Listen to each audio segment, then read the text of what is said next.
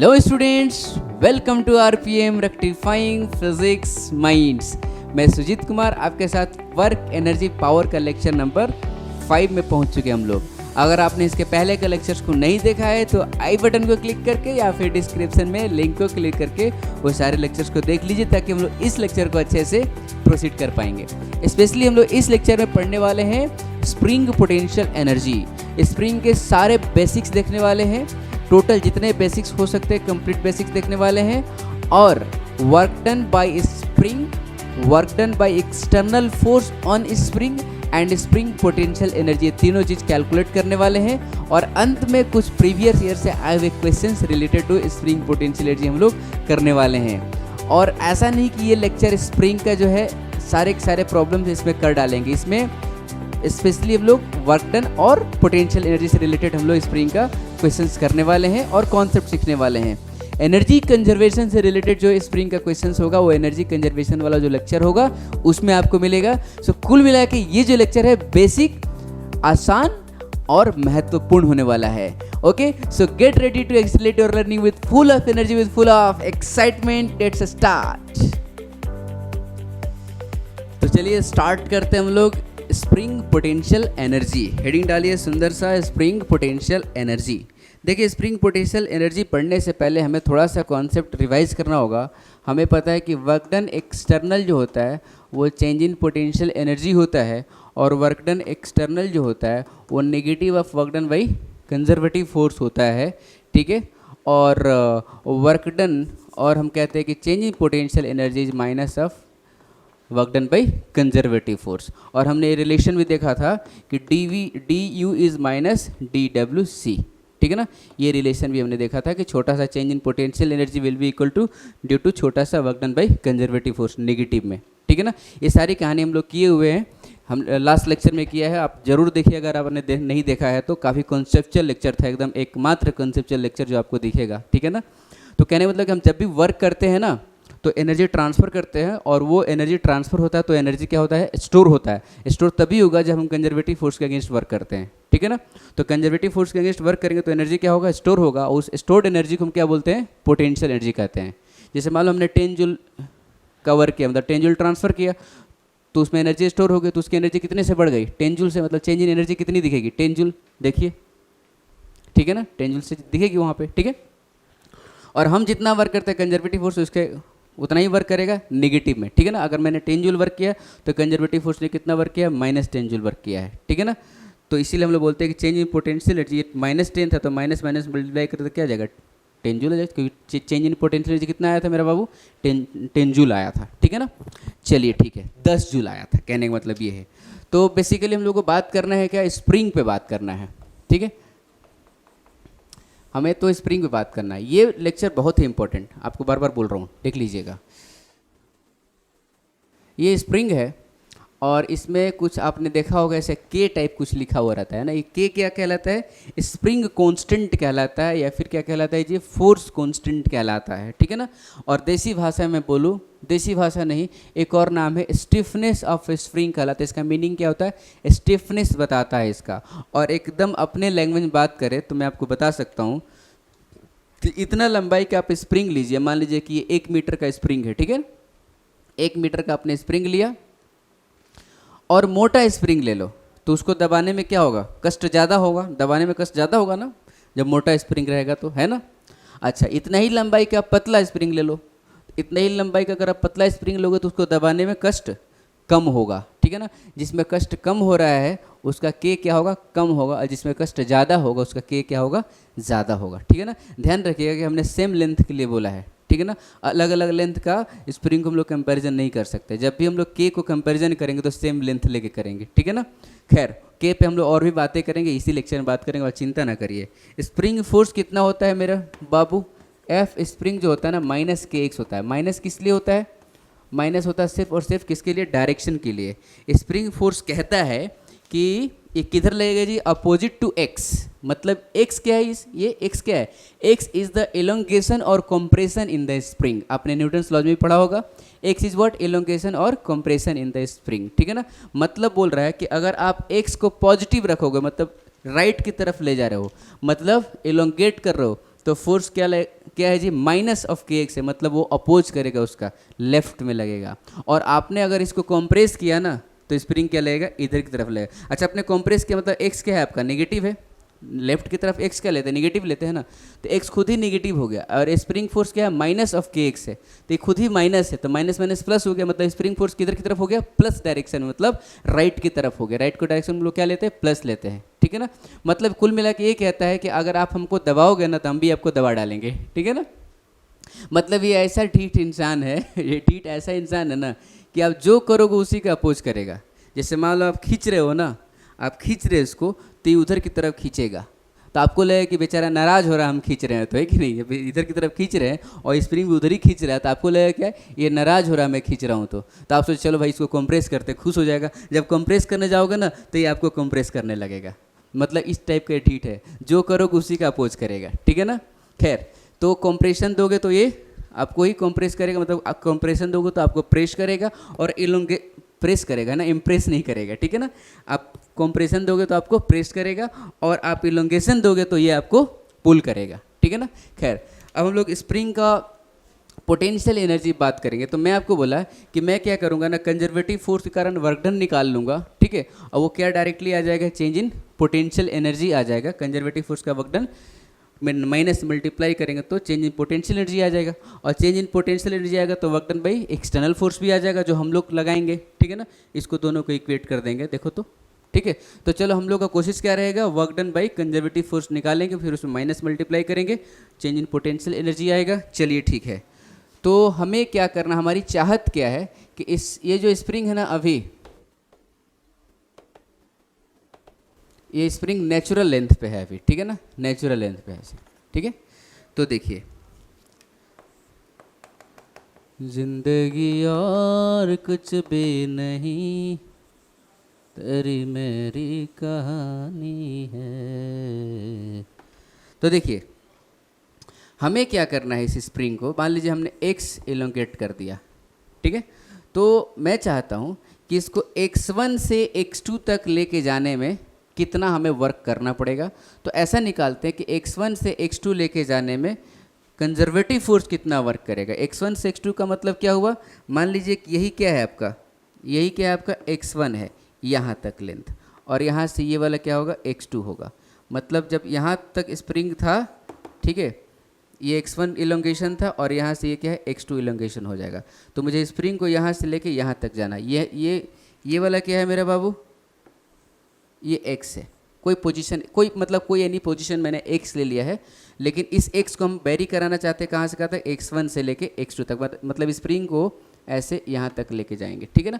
तो मुझे वो वर्क निकालना है जो हमें x1 से x2 करना पड़ा है, क्योंकि देखो वर्क तो करना पड़ेगा, क्यों, क्योंकि आप फोर्स लगा रहे हो ना, इसको फोर्स लगा रहे हो और डिस्प्लेसमेंट इधर दे रहे हो, तो डेफिनेटली आप वर्क कर रहे हो।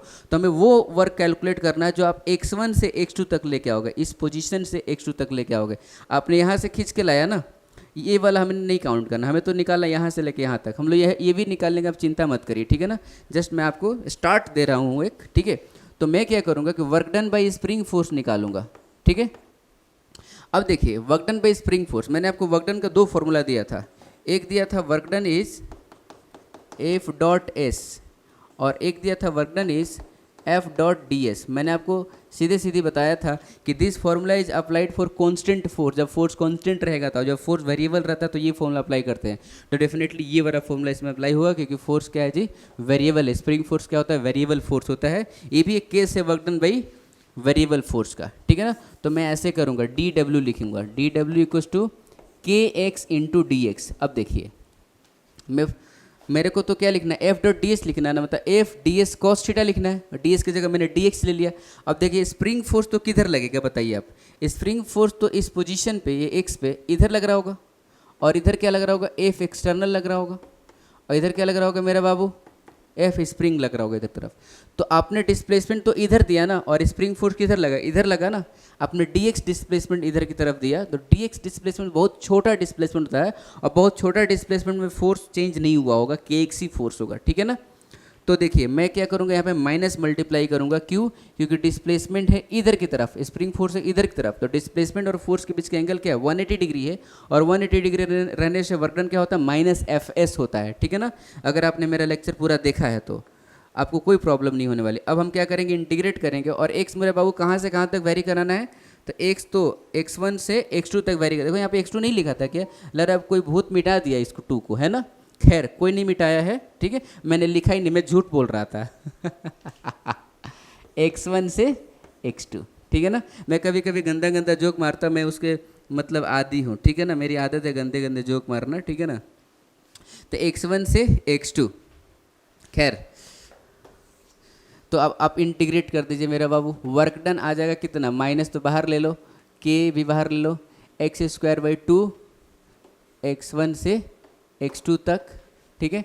तो वर्क डन आ गया कितना, माइनस के x2 square by 2 minus x1 square by 2, ठीक है। तो वर्क डन इज, मैं लिख सकता हूँ के हाफ के x1 square minus x2 square. This is what work done by what, conservative force, conservative force, conservative force मतलब क्या, स्प्रिंग फोर्स। मैं ऐसे लिख देता हूँ, work done by spring force is half के x1 square minus x2 square, ठीक है ना। This is what work done by spring force. Okay, बढ़िया। तो बताइए spring work done by external force क्या हुआ। एक्सटर्नल फोर्स मतलब ये वाला जो फोर्स लगा था, इसने कितना वर्क किया। तो देख लीजिए एक्सटर्नल फोर्स का और कंजर्वेटिव फोर्स का रिलेशन क्या है, यही है ना, ठीक है। तो बस इसमें माइनस मल्टीप्लाई कर देंगे। तो जब इसमें हम माइनस मल्टीप्लाई करेंगे तो क्या, माइनस को अंदर ले लेंगे तो क्या हो जाएगा, x2 square minus x1 square हो जाएगा, ठीक है ना। तो वर्क डन एक्सटर्नल क्या होगा मेरा बाबू, तो हाफ के x2 square minus x1 square, ठीक है ना। अब बताइए चेंज इन पोटेंशियल एनर्जी कितना होगा। तो देखो वर्क डन एक्सटर्नल ही क्या कहलाता है, चेंज इन पोटेंशियल एनर्जी कहलाता है। तो खैटैक change in potential energy, change in potential energy का जो है वही हो जाएगा, ठीक है ना, जो एक्सटर्नल वर्क डन है वही हो जाएगा। इसीलिए वो लेक्चर बहुत ही ज़्यादा इंपॉर्टेंट है। अगर वो लेक्चर आपको फील आ गया और उसको देख लिए तो आपको फिजिक्स में कहीं भी कंजर्वेटिव फोर्स, वर्क डन, है ना, पोटेंशियल एनर्जी, कहीं भी आपको प्रॉब्लम नहीं होने वाला है, ठीक है। तो देखिए ये हमने चेंज इन पोटेंशियल एनर्जी लिख लिया, ठीक है। हम लोग तो मेन एम क्या था, इसको मैं मिटा दूं क्या, इजाज़त है इजाज़त, सच में, ठीक है मिटा देता हूँ। Okay, change in potential energy आया हाफ के x2 square minus x1 square. अच्छा देखो ये चेंज इन पोटेंशियल एनर्जी किसका है मेरे बाबू, स्प्रिंग का है। स्प्रिंग का चेंज इन पोटेंशियल एनर्जी आया, मतलब क्या हुआ, जब स्प्रिंग को मैंने x1 से x2 पे उठा के लेके आया तो इसमें जो चेंज इन पोटेंशियल एनर्जी आया इतने का आया। जब x1 से लेके x2 पे लेके आया था तो मतलब x1 पे कुछ एनर्जी होगी, x2 पे कुछ एनर्जी होगी, तो जो चेंज आया है ना वो है, मैं यहाँ पे ऐसे लिख सकता हूँ कि u2 minus u1 is half के x2 स्क्वायर माइनस हाफ के x1 स्क्वायर, है कि नहीं। तो मैं यहाँ से ऐसा नहीं कह सकता क्या कि जब u1 पोजीशन पे था तो इसकी पोटेंशियल एनर्जी कितनी थी, हाफ x1 स्क्वायर, और u2 पे था तो हाफ के x2 स्क्वायर, ऐसा कह सकता हूँ ना, बिल्कुल कह सकता हूँ, ठीक है ना। तो देखिए मेरा कहने मतलब ये है कि आप रेफरेंस ले लो, reference is at x equal to 0, मतलब x1 क्या आ गया, 0 आ गया, तो x2 क्या है, x है। मतलब मैं लिखना चाहता हूँ कि potential energy at x position, u2 is what, potential energy at x position minus potential energy eight 0 position. मेरी बात समझ लेना, u2 माइनस u1 इनिशियल कहाँ पे लिया मैंने, जब इलोंगेशन नहीं है, जब नेचुरल लेंथ पे है तो, और ये क्या है जब x पे इलोंगेटेड है। तो मैं लिख दूंगा यहाँ पे क्या, हाफ के x स्क्वायर माइनस 0 स्क्वायर, ठीक है। मैं कह सकता हूँ कि ux माइनस 0, क्यों, देख लो पोटेंशियल एनर्जी एट, यहाँ पे x1 को 0 रख दो तो u1 क्या आ जाएगा, 0 आ जाएगा। चाहे हम एक और कॉन्सेप्ट आपको मैंने दिया था कि रेफरेंस पे हम लोग पोटेंशियल एनर्जी क्या मानते हैं मेरे बाबू, 0 मानते हैं। रेफरेंस पे पोटेंशियल एनर्जी कितनी होती है, 0 होती है। तो मैं कह दूंगा कि this is reference we have taken, this is reference, so it will be 0 half K X square. तो हम कह सकते हैं potential energy at x position will be half K X square. आपको सिंपल लैंग्वेज में मैं कहूँ तो मैं बोल सकता हूँ कि अगर किसी स्प्रिंग को हम लोग x इलोंगेट कर दिए तो उसमें पोटेंशियल एनर्जी भर जाएगी कितनी, हाफ के एक्स स्क्वायर भर जाएगी। अगर आपने उसको x से खींच दिया, मतलब आपने उसको क्या कर दिया, एनर्जी दे दिया, x से खींचा तो एनर्जी उसमें दे दिया आपने, ठीक है। तो उसमें एनर्जी कितनी दे दिया आपने, तो हाफ के एक्स स्क्वायर आपने एनर्जी दे दिया। मतलब अगर आप इसके नेचुरल लेंथ से यहाँ पे एक्स तक लेके आते हो तो वर्क डन जो एक्सटर्नल करोगे, मैं कहाँ लिखूँ, यहाँ लिख दूँ यहाँ पे, इजाज़त है। चलो, अगर आपने स्प्रिंग को नेचुरल लेंथ से एक्स पे लेके गए हैं ना, तो पोटेंशियल एनर्जी जो उसमें भर जाएगी वो कितनी भर जाएगी, हाफ के एक्स स्क्वायर। ऐसा कैसे भरेगी जी पोटेंशियल एनर्जी, तो पोटेंशियल एनर्जी तो वही भरेगी ना जो आपने दिया होगा। आपने दिया होगा मतलब एक्सटर्नल वर्क जो किया होगा, बाहर से जो आपने वर्क किया, मतलब एक्सटर्नल वर्क उतना ही हुआ होगा, कितना, हाफ के एक्स स्क्वायर, ठीक है ना। उस दौरान स्प्रिंग ने कितना वर्क किया होगा, तो उस दौरान स्प्रिंग ने वर्क किया होगा, work done by spring is minus of half K X square. अरे minus of half K X square, ये क्या होता है, negative of work done by external force या फिर negative of work done by potential energy, sorry negative of potential energy, ठीक है ना। ये सारी चीज़ें मेन आपको क्या याद रखना है, मेन आपको क्या याद रखना है, ये वाला कि एक्स पे इतनी पोटेंशियल एनर्जी होती है, इतनी, ठीक है ना। आप ये याद रख लो तो सारा काम हो जाएगा। External is half K X two square minus X one square, that's all, that this will be only potential energy. और इसी माइनस मल्टीप्लाई करेंगे तो work done by spring force. अब x1 जीरो रखोगे तो पोटेंशियल एनर्जी आ जाएगी, और x1 को x1 रखोगे तो क्या रहेगा, चेंज इन पोटेंशियल एनर्जी आएगा। x1 जीरो रखने का मतलब क्या हुआ, हम लोग रेफरेंस ले रहे हैं जीरो पे, ठीक है ना, और रेफरेंस पे पोटेंशियल एनर्जी जीरो आती है। आपको मैंने पहले ही बताया कि लिमिट में जब हम लोग रेफरेंस से प्रेजेंट पोजीशन पर, मतलब इसमें जैसे मैंने किया जीरो से एक्स तक, है ना, तो जीरो क्या था, रेफरेंस था, एक्स क्या था, प्रेजेंट पोजीशन था।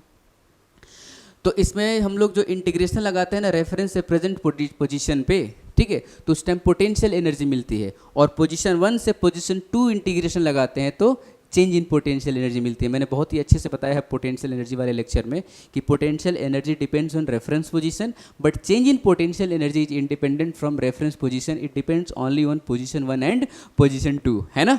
खैर, तो हम लोग ये सारी चीज़ें हमने देखा। और मैं आपको एक चीज़ बता दूं कि ये हमने जितना भी अभी प्रूफ किया आपके सामने, ये प्रूफ किया क्या करके, स्प्रिंग को मैंने क्या किया था, इलोंगेट किया था। क्या किया था मेरे बाबू, इलोंगेट किया था, ठीक है ना। And this all mathematical expression, this all proofs valid for compression also, ठीक है ना। देखो आप देख लो, अगर मैं इसको कंप्रेस करता एक्स से तो मेरे को क्या निकालना रहता है बताइए, work done by spring force निकालना रहता है, ठीक है ना। तो मैं अगर कंप्रेस करता तो डिस्प्लेसमेंट इधर दिया और स्प्रिंग फोर्स किधर लगा मेरे बाबू, इधर की तरफ लगा। डिस्प्लेसमेंट इधर हुआ लेफ्ट में और स्प्रिंग फोर्स लगा राइट में, तो फिर से मैं क्या लिखूंगा, माइनस के एक्स डी एक्स लिखूंगा, जैसे इसके लिए लिखा था, यहीं पे लिखा था। और फिर इसी को इंटीग्रेट करूंगा, x1 से x2 लूँगा, तो यही तो है, x1 से x2 लूँगा, तो यही तो है। देख लो सेम सेम एक्सप्रेशन दिख रहा है कि नहीं, जस्ट हम लोगों ने यहाँ पे सोचा अलग है, इधर डिस्प्लेसमेंट इधर फोर्स है, हमें तो 180 डिग्री से मतलब है ना, तो दोनों केसेस 180 डिग्री है, आप इलोंगेट करिए चाहे कॉम्प्रेस करिए। तो मैं आपको कहना चाहता हूँ कि अगर आपने स्प्रिंग को कॉम्प्रेस कर दिया एक्स से तो उसमें पोटेंशियल एनर्जी कितनी भर जाएगी, हाफ के एक्स स्क्वायर भर जाएगी, ठीक है ना। या फिर उसको इलोंगेट कर दिया एक्स से तो कितनी पोटेंशियल भर जाएगी, हाफ के एक्स स्क्वायर भर जाएगी, ठीक है ना। मतलब कॉम्प्रेस करिए चाहे इलोंगेट करिए एक्स से, work done by external force यही होगा, पोटेंशियल यही होगा, work done by spring force यही होगा, चाहे कुछ भी करिए, ठीक है ना। कॉम्प्रेस चाहे इलोंगेशन दोनों के लिए वैलिड है। आपके सामने ये करके दिखा दिया, this is what for compression. इसके बाद सब कुछ सेम ही है, ओके। चलिए लिखिए, हम लोग कुछ प्रॉब्लम्स लगाते हैं। तो मैंने क्वेश्चन ले लिया है जेई मेन का, हालांकि ये ट्रिपल उस टाइम कहलाता था 2003 में। देखो आसान सा क्वेश्चन है, बोला है कि एक स्प्रिंग है जिसका के 5 × 10³ है, बोला है कि अनस्ट्रेच्ड पोजीशन मतलब नेचुरल लेंथ से वो ऑलरेडी कहाँ पे है, 5 सेंटीमीटर पे है, ठीक है ना, 5 सेंटर में है। बोला कि फिर से और 5 खींचना है, फिर से और 5 खींचना है, ठीक है ना। मतलब यहाँ से अगेन हमें 5 खींचना है, ठीक है। तो कहने का मतलब ये है कि यहाँ से ये जो खींचा है ना, ये x1 कहलाएगा, और यहाँ से अगेन यहाँ से x2 कहलाएगा। हमने जो x1 x2 लिया था, कहाँ से लिया था, नेचुरल लेंथ से लिया था हमने, ठीक है ना। तो x1 क्या कहलाएगा मेरे लिए, 5 सेंटीमीटर कहलाएगा, ठीक है। और x2 देखो, इसको फिर से फर्दर 5 सेंटीमीटर खींचना है ना, फर्दर 5 सेंटीमीटर खींचना है ना, तो जो फाइनल पोजीशन होगा स्प्रिंग का इस नेचुरल लेंथ से कितना होगा, 10 होगा। तो मैं बोल दूंगा x1 5 है, x2 क्या है, 10 है। अब कुछ करना ही नहीं, अब आपको क्या करना है, फॉर्मूला में रख देना है, ठीक है। तो रख दीजिए। तो वर्क डन एक्सटर्नल पूछा है कि कितना वर्क रिक्वायर्ड है, तो वर्क डन मैं लिख दूंगा हाफ इंटू 5, मतलब हाफ के x2 square minus x1 square लिख दूंगा। अब आपको उसका वैल्यू पुट कर देना है, पुट कर दीजिए, वैल्यू क्या आएगा, work done equals to half into K is what 5 into 10⁻³ और 10 सेंटीमीटर में है ना, तो 0.10 का स्क्वायर माइनस 0.05 0.05 का स्क्वायर। ठीक है, आप अब इसको कैलकुलेट करिए तो half 5 into 10⁻³ into 0.10 into 0.10 bracket break कर लिया, हाफ इंटू 5 इंटू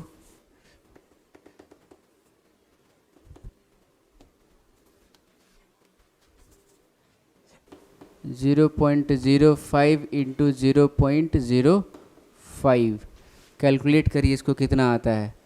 तो ये पॉइंट के ऊपर चला गया,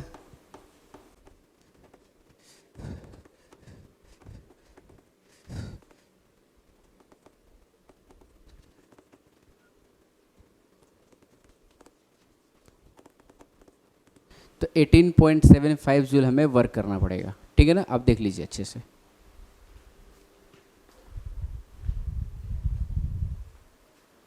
तो ये क्वेश्चन में फॉर्मूला बेस्ड क्वेश्चन ही आप रख दीजिए। पहले से क्या बोला, 5 सेंटीमीटर पे स्ट्रेच्ड है, पहले से ही बोला कि 5 से 15 सेंटीमीटर पे हमें करने के लिए वर्क डन कितना करना पड़ेगा, तो वही वर्क डन कितना करना पड़ेगा जितना हमें करना पड़ेगा, x2² माइनस x1²। तो वैल्यू पुट कर दीजिए, हाफ 800 इंटू 15 इंटू 10⁻⁻² का स्क्वायर माइनस x1 5 इंटू 10⁻⁻² का स्क्वायर। ठीक है, अब आप सिंप्लीफाई कर लीजिए, 400 हो गया,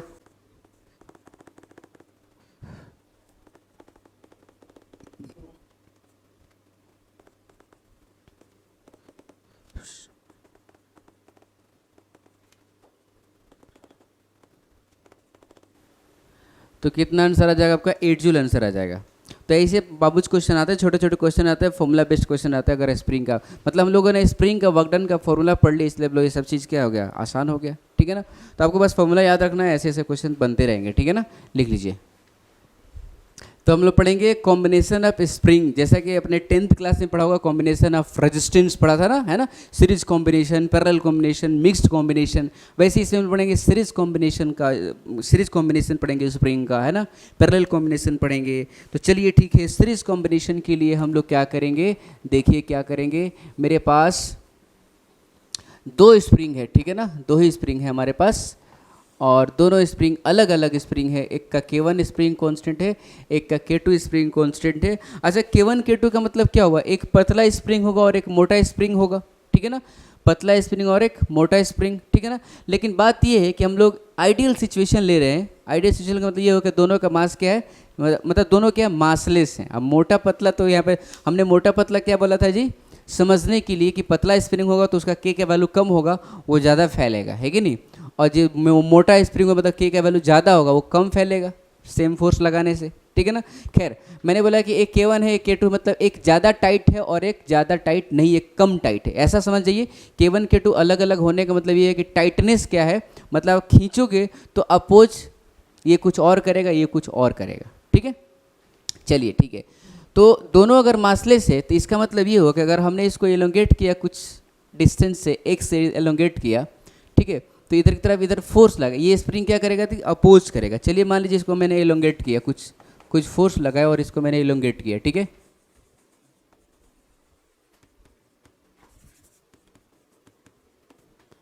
इसको मैंने एलोंगेट किया x से, तो इधर की तरफ इस पर फोर्स लगेगा ऐसे F। अब जो ये स्प्रिंग लगाया ना F, ठीक है, मतलब इस स्प्रिंग में फोर्स लग रहा है F, तो डेफिनेटली इस स्प्रिंग में फोर्स F ही लगेगा। क्यों लगेगा मेरा बाबू, क्योंकि दोनों मासलेस और दोनों कनेक्टेड हैं। हमने पढ़ा है पहले न्यूटन्स लॉज में कि स्ट्रिंग मासलेस होती है, चाहे रोप मासलेस हो, चाहे कुछ भी मासलेस बॉडी है, तो हर पॉइंट पे टेंशन का वैल्यू क्या होता है, सेम होता है। तो स्प्रिंग में इलोंगेशन है, मतलब स्प्रिंग में क्या है, टेंशन है। ठीक है ना, तो हम कहेंगे अगर इसमें F लग रहा था, इसमें भी क्या लगेगा, F लगेगा। हम ऐसा कह सकते हैं कि F1 अगर इसमें लगा और इसमें F2 लगा, तो F1 और F2 क्या होंगे, सेम हो गए, और वो क्या होगा, F के बराबर होगा। बहुत बढ़िया। अच्छा, अब एक कम अपोज करता है, एक ज़्यादा अपोज कर सकता है, कहने का मतलब ये कि एक ढीला है और एक टाइट है, एक लूज है और एक टाइट है स्प्रिंग, ठीक है ना। तो अगर मैंने एक से इसको खींचा ना तो एक ढीला वाला जो स्प्रिंग हो, जो लूज स्प्रिंग होगा ना वो ज़्यादा फैल जाएगा, और जो थोड़ा टाइट स्प्रिंग हो वो कम फैलेगा, है कि नहीं। लेकिन एक बात फिक्स है कि ये थोड़ा मान लो, ये मान लो कि ये ज़्यादा फैला और ये थोड़ा सा कम फैला है, ठीक है ना। और टोटल कितना फैला, एक से खींचा गया ना, इसका मतलब दोनों, अगर मान लो ये x1 फैला होगा, ये x1 फैल गया और ये x2 फैल गया, तो x1 प्लस x2 किसके बराबर आ रहा होगा, x के बराबर आ रहा होगा। तो मैं लिख सकता हूँ कि x equals to what, x1 plus x2, x is what, x1 plus x2। अब देखो मैं एक इक्विवेलेंट निकालना चाहता हूँ ना, तो ये पूरा स्प्रिंग को हटा के एक स्प्रिंग लगा दूंगा, इस पूरे स्प्रिंग को हटा के एक स्प्रिंग लगा दूंगा, और उस स्प्रिंग का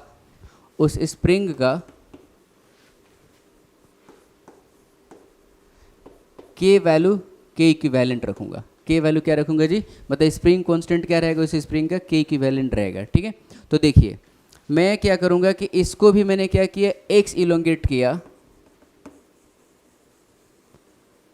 तो सोचिए मैंने, मेरा के इक्विवेलेंट का मतलब क्या हुआ कि ये दोनों मिलके जितना अपोज करे, जितना काम कर रहे हैं, वो अकेला ये स्प्रिंग करेगा, अकेला करेगा। इसका मतलब ये हुआ कि अगर इसको भी मैंने x इलोंगेशन दिया है, ठीक है, तो इसमें जो फोर्स लगेगा ना वो कितना लगेगा बताइए, के इक्विवेलेंट इंटू एक्स लगेगा, और ये एफ चलिए एफ ही बोलिए इसको, और ये जो एफ है ना, ये एफ इन्हीं के बराबर है, क्योंकि मैंने बोला ना कि ये दोनों मिल के जितना एफ लगाएंगे ना ये अकेला लगाएगा, ठीक है ना। तो इसका इक्विवेलेंट के इक्विवेलेंट कितना है, के इक्विवेलेंट आया, ठीक है ना। और मतलब स्प्रिंग कांस्टेंट का वैल्यू कितना आया, के इक्विवेलेंट आया, और तो इसने फोर्स कितना लगाया, रिस्टोरिंग फोर्स, कितना से खींचा, तो के इक्विवेलेंट इंटू एक्स से खींचा, और के इक्विवेलेंट इंटू एक्स जो फोर्स आया ना वो फोर्स इसी के बराबर होगा, क्योंकि क्या है, ये सिस्टम और ये सिस्टम क्या है, दोनों इक्विवेलेंट, इन दोनों को हटा को एक रख दो, ठीक है ना, बढ़िया। तो अब हमने क्या रखा एक्स के लिए, एक्स का वैल्यू क्या रख देंगे हम बताइए, एफ बाई के इक्विवेलेंट रख देंगे, ठीक है। तो हम लिख सकते हैं एफ बाई के इक्विवेलेंट। x1 के वैल्यू क्या रखेंगे मेरा बाबू, देखिए इसमें भी फोर्स क्या लगा, एफ ही लगा है, लेकिन k1 x1, इसका स्प्रिंग कांस्टेंट k1 है और इसमें इलोंगेशन x1 हुआ है, इसमें भी फोर्स एफ ही लगा है, लेकिन इसके टर्म में क्या लिखेंगे, k2 x2 लिख देंगे, ठीक है ना। तो x1 क्या होगा, f बाई k1 होगा, f बाई k1 हो गया प्लस f बाई k2 हो गया, मेरी बात समझ ना। इसका एलोंगेशन x1 था तो इसमें फोर्स कितना लगा, k1 x1, इसमें एलोंगेशन x2 है तो फोर्स कितना लगा, k2 x2, ठीक है ना। k1 x1 k2 x2 दोनों में फोर्स है, दोनों में फोर्स क्या है, सेमी फोर्स है, ठीक है ना। तो अब हम लोग एफ एफ कैंसिल कर सकते हैं, और यहाँ पे हम कह सकते हैं कि 1 बाई के equivalent is what, 1 by k1 plus 1 by k2।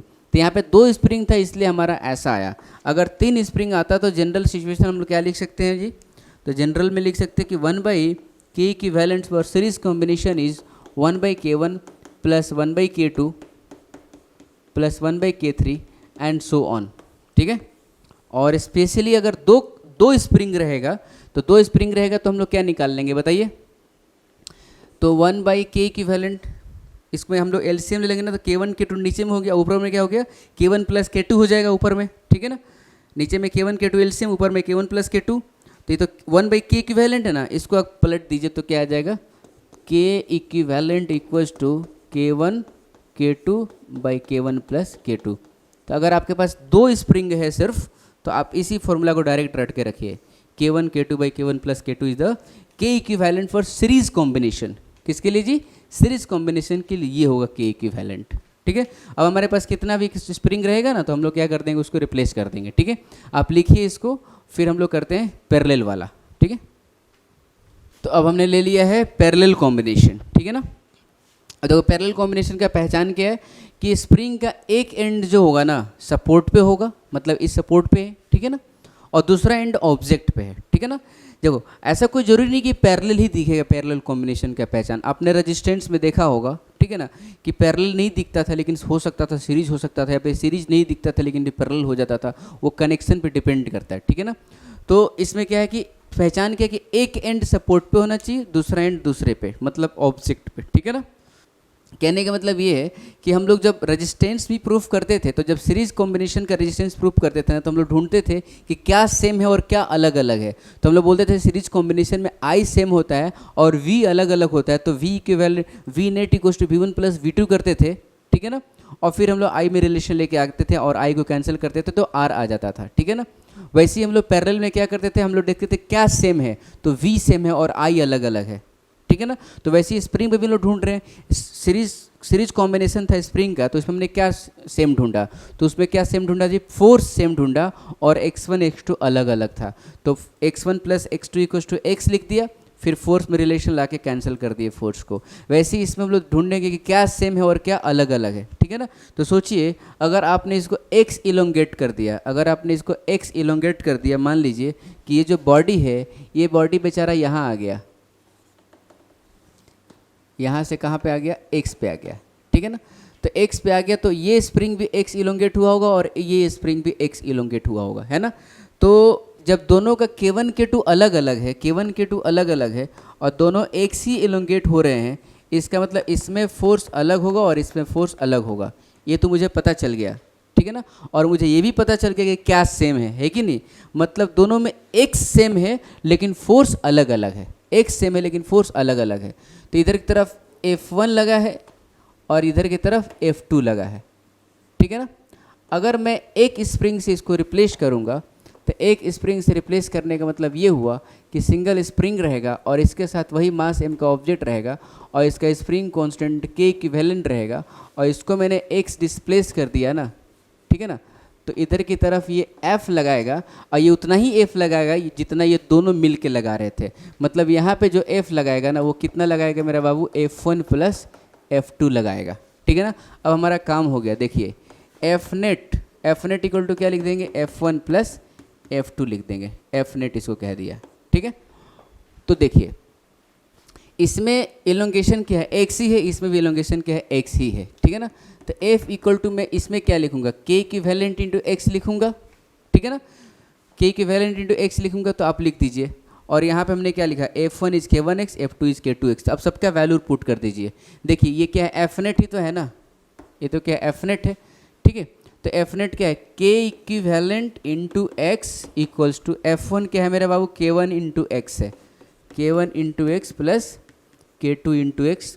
तो आ गया k इक्विवेलेंट, x कैंसिल हो जाएगा तो क्या आ गया, K1 प्लस K2 आ गया, x कॉमन हो गया कैंसिल हो जाएगा ना, ये सारा x क्या होगा, कैंसिल हो जाएगा। तो k equivalent K1 plus K2 आ गया। 2 स्प्रिंग है तो, और 3 स्प्रिंग रहता तो, 4 स्प्रिंग रहता तो क्या करते हैं हम लोग, सबको ऐड करते, K1 plus K2 plus K3, बहुत सारी चीज़ें आएंगी, लेकिन इसमें हम लोग ज़्यादा इसमें डिटेल में नहीं जाना हम लोगों को, बस ये जानना है कि 2 स्प्रिंग रहेगा, 3 स्प्रिंग रहेगा, इस तरह से देंगे तो क्या होगा, ठीक है ना।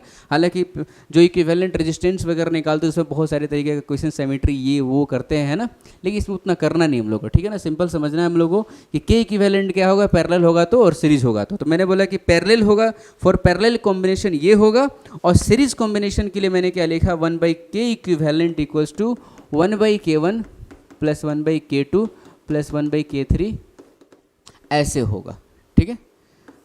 तो देखो रेजिस्टेंस से जस्ट उल्टा है ना, रेजिस्टेंस वाला में जब सीरीज में रहता था ना, तो R equivalent R1 plus R2 plus R3 होता था। इसमें पैरेलल में K1 plus K2 plus K3 है। उस रेजिस्टेंस के पैरेलल में होता था 1/R equivalent equals to 1/R1 plus 1/R2, है ना। लेकिन इसमें किस में है जी, ये सीरीज वाला कॉम्बिनेशन है, ठीक है ना।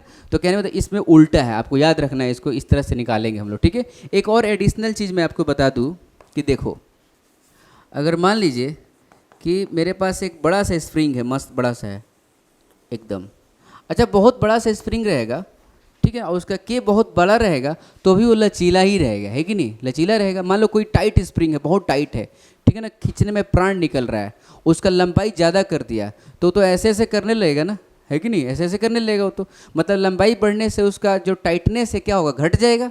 और टाइटनेस ही क्या है, के है, टाइटनेस ज़्यादा रहता है तो के रहता है क्या, ज़्यादा रहता है, टाइटनेस ज़्यादा तो मतलब के ज़्यादा, मतलब लंबाई बढ़ जाएगा तो उसका टाइटनेस क्या होगा, घट जाएगा, और लंबाई कम होगा तो टाइटनेस क्या होगा, बढ़ जाएगा। जैसे यही लचीला था, आप इसको काट दोगे इसको ना, इसको ऐसे अगर आप मान लो ब्रेक कर दिया आपने, और इसको आपने इसको ऐसे छोटा छोटा पार्ट में डिवाइड कर दिया, इसको 2 पार्ट में कट कर दिया, तो इसका जो केडेस है ना, मान लो ये केडेस है, तो ये जो केडेस होगा ना मेरा बाबू, ये क्या हो जाएगा, बढ़ जाएगा, के से बड़ा हो जाएगा, मेरी बात समझ आई ना।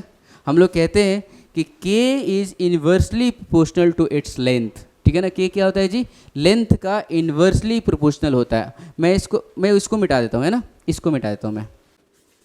k inversely proportional to length होता है, k is inversely proportional to length, और ये लेंथ क्या है, स्प्रिंग का लेंथ है, ठीक है ना।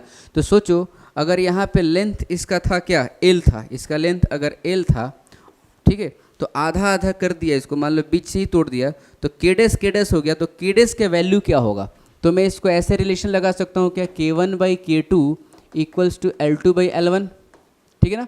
तो मान लो k1 क्या था, जब ये स्प्रिंग था L लेंथ का, तो उस टाइम k था, तो मैं लिख सकता हूँ, ऐसे लिख लीजिए आप, इस पे फोकस करिए, किस पे, इस पे फोकस करिए और इस पे फोकस करिए। तो ये एक स्प्रिंग है और एक ये स्प्रिंग है, ठीक है ना। तो k1 मान लीजिए k है, तो इसके कोरिस्पोंडिंग लेंथ क्या है, L है, और k2 मान लीजिए k डैश है, तो इसके कोरिस्पोंडिंग लेंथ क्या है मेरा बाबू, L/2 है, ठीक है ना।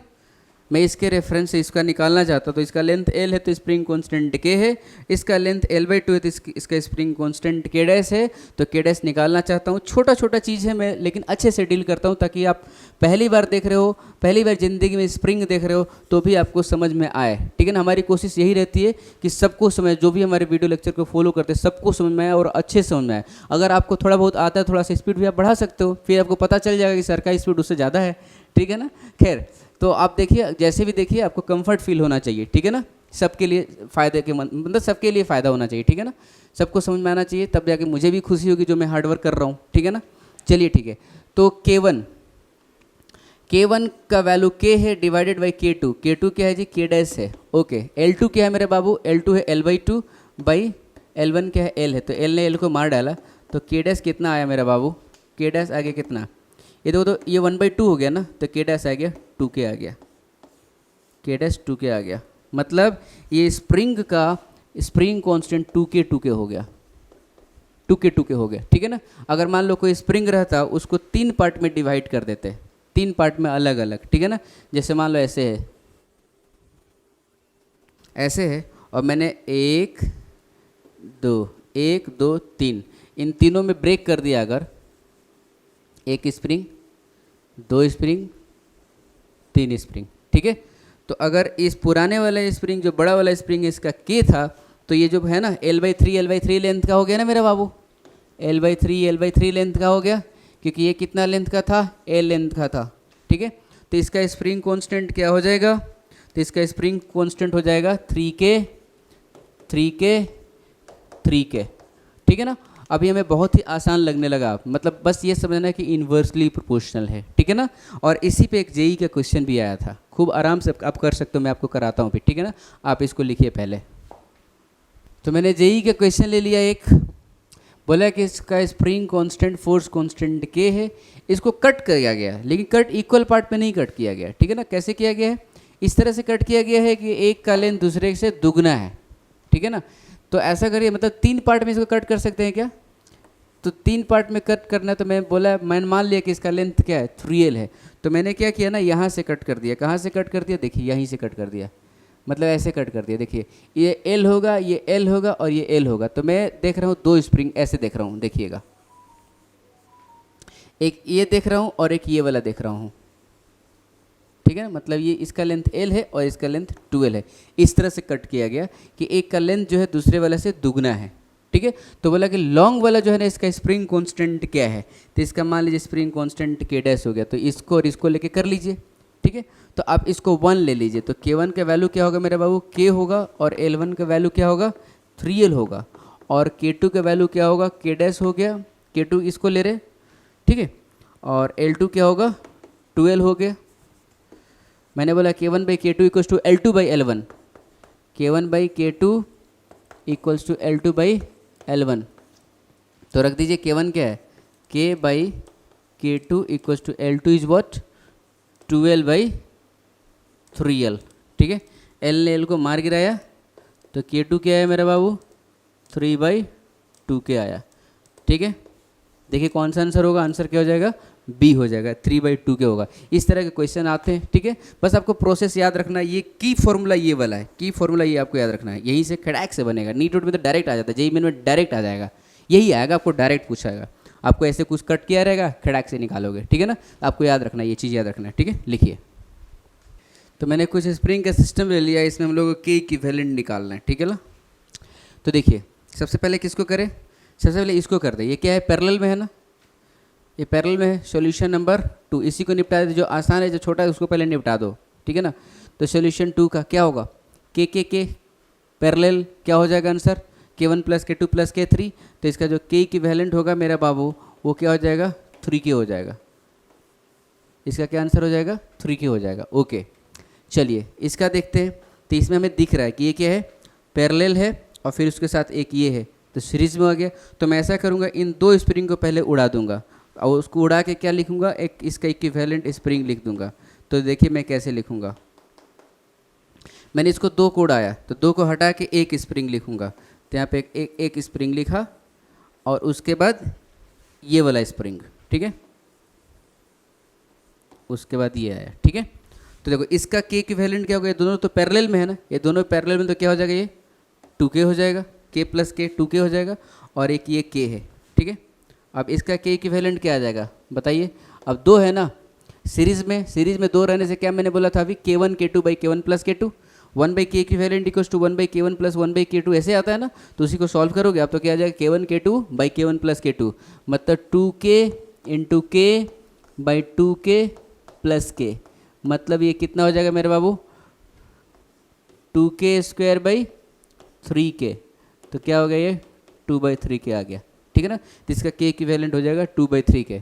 अब देखो ये जो है ना एक स्पेशल कॉम्बिनेशन है, इसीलिए मैं इसको नहीं कर रहा था, इसको लास्ट में बताता हूँ आपको, ठीक है ना।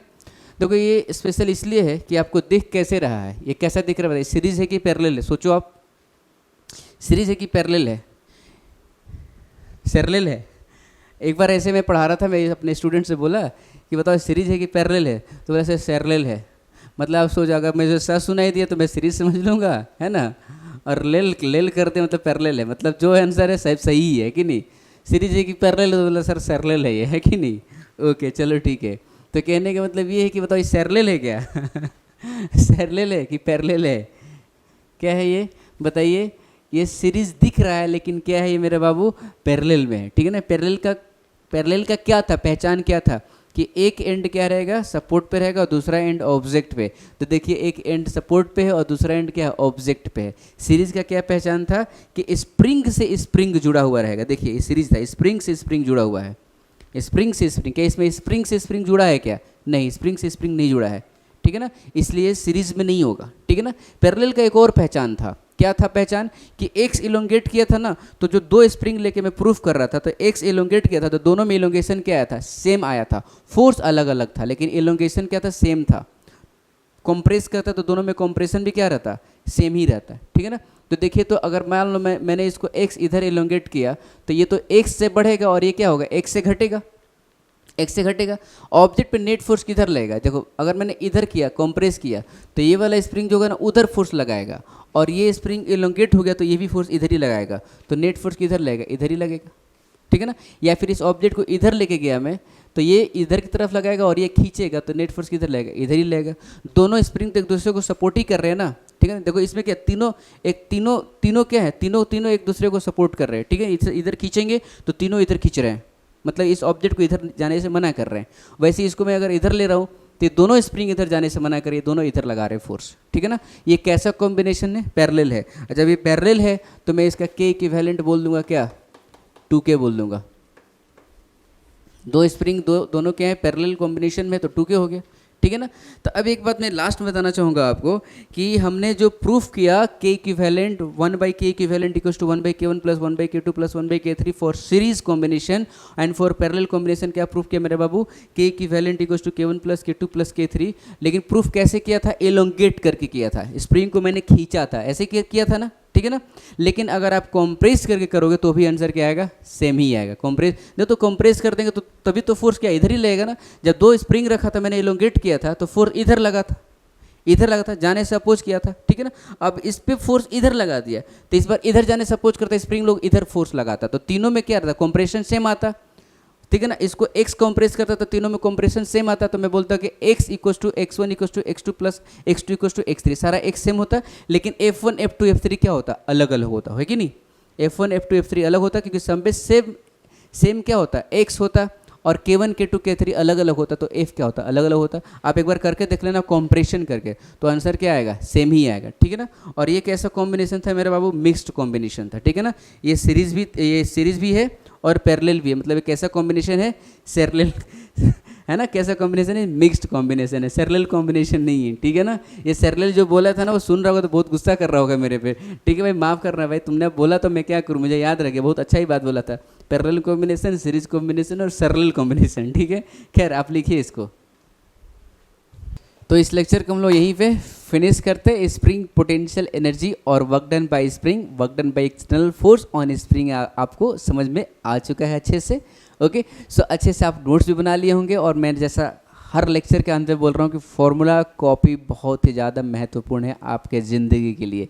तो फॉर्मूला कॉपी आप बनाते चलिए, मैं आशा करता हूँ कि आप बना रहे हैं और आपका फॉर्मूला कॉपी अपडेटेड है। ओके, जो भी आप नेक्स्ट लेक्चर देखते हैं उसके पहले आप ये ध्यान रखें कि हमारा फॉर्मूला कॉपी अपडेटेड है और सारी चीज़ें हमें याद है। अब हम नया लेक्चर हम देख सकते हैं, क्योंकि नया लेक्चर जो होगा तभी आपको समझ में आएगा जब पीछे के लेक्चर्स आपको अच्छे से याद हैं और सारे के सारे क्रिस्टल क्लियर से। ओके, सो इस लेक्चर से अगर आपको कोई भी क्वेरीज है तो आप फेसबुक इंस्टाग्राम पेज पे आप आइए और हमसे मुलाकात करिए, कुछ बातचीत करिए, मज़ा आएगा, खूब मज़े करेंगे, बातचीत करेंगे, शेयर करेंगे अपने अपने प्रॉब्लम्स को, कॉन्सेप्ट्स को, है ना। सो अभी के लिए thank you so much for watching, all the best, take care, जय हिंद।